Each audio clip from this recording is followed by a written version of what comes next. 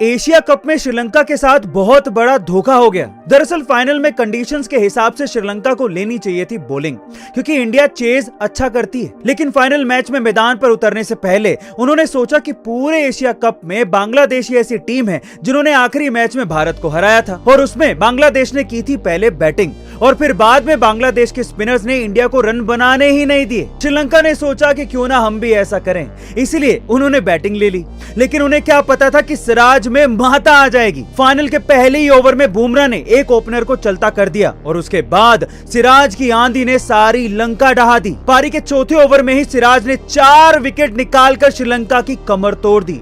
यानी team India का finals के चौथे ओवर में ही एशिया कप जीतना तय हो गया था। सिराज ने 6 विकेट निकालकर अकेले दम पर लंका ढहा दी और इस तरह से श्रीलंका के साथ पहले बैटिंग के चक्कर में बड़ा धोखा हो गया। वैसे गाइस, हमारी टीम भारत को एशिया कप जीतने के लिए बधाइयां तो बनती है। गाइस, एप्पल कंपनी के आईफोन 15 में इस बार आई का मतलब इंडिया से है, क्योंकि इस बार लॉन्च किया गया आईफोन भारत के लिए बहुत ही खास माना जा रहा है। कैसे, चलिए जानते हैं। हाल ही में एप्पल ने आईफोन की नई सीरीज आईफोन 15 लॉन्च कर दी है और खास बात यह है कि भारत में बेचे जाने वाले सभी आईफोन मेड इन इंडिया के तहत भारत में ही बनाए गए हैं। यही नहीं, इस बार आईफोन 15 सीरीज में एप्पल ने नाविक सपोर्ट भी दिया है। नाविक यानी कि navigation with Indian constellation Bharat का डेवलप किया गया नेविगेशन सिस्टम है, जिसे हमारी स्पेस एजेंसी इसरो ऑपरेट करती है। लेकिन इसके बावजूद भी जहां आईफोन 15 प्रो मैक्स की कीमत भारत में 1,60,000 रुपए है, वहीं अमेरिका में ये मात्र 1 लाख रुपए में, वियतनाम में मात्र 1,20,000 रुपए में ही मिल रहा है। यानी कि भारत में बनाए जाने के बावजूद भी आईफोन के दाम सस्ते होने की बजाय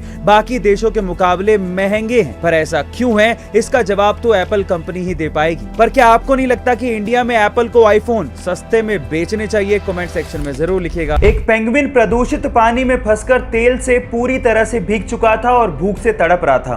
पास से जाते एक व्यक्ति ने जब ये देखा तो उससे रहा नहीं गया और वो उसे गोद में उठाकर घर ले आया और 7 दिन तक लगातार उसके पंखों को नहलाता रहा ताकि तेल पूरी तरह से निकल जाए। इसी बीच वो उसे मछलियां भी खाने को देता रहा। कुछ ही दिनों में वो पेंगुइन पूरी तरह से स्वस्थ हो गया।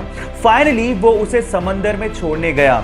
लेकिन वो कहते हैं ना कि इंसान एक बार अपने ऊपर किए गए एहसान को भूल जाए, लेकिन ये पशु पक्षी कभी नहीं भूलते।